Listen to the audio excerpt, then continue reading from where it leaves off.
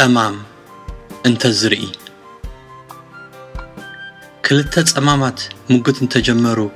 እብረብሉ ስጋኻ ለፍ እንተበሉ እሞ ኸዓ ሕንከት ዘይብሉ ድሕርያም ገዲዱ ገጸም እንተዘሩን ኸይረአዩ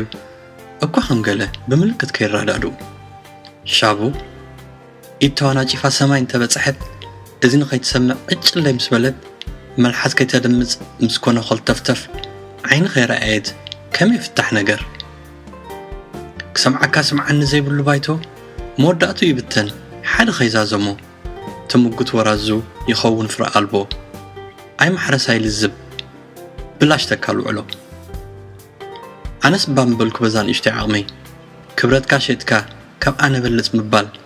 ኣነነት ቀንጤትካ ትሕትና ምጉልባብ ጸማማት እውን ክልቲኦም እንተዝረአዩ ሰሚዑም መምላሽ እንተዝመሃሩ ድሕሪኡ ዳ እሞ ኣይመድለየን ኩሉ ብርዕኻ ጠሚዕካ ፌስቡክ ምውዓል መዛረብ ጽሪኻ ኣብ ፓልቶክ መሁታት ተበተነ ሓሳብ ናይ ሓደ ዕላማ ሰጥገጥ ምበለ ምፈለየ ዛራ ተኣኪቡ ሓይሊ ናብ ጸላኣ መቕንዐ ትዘይተርፍ ዓወት ምስተቓላጠፈ ስብሃት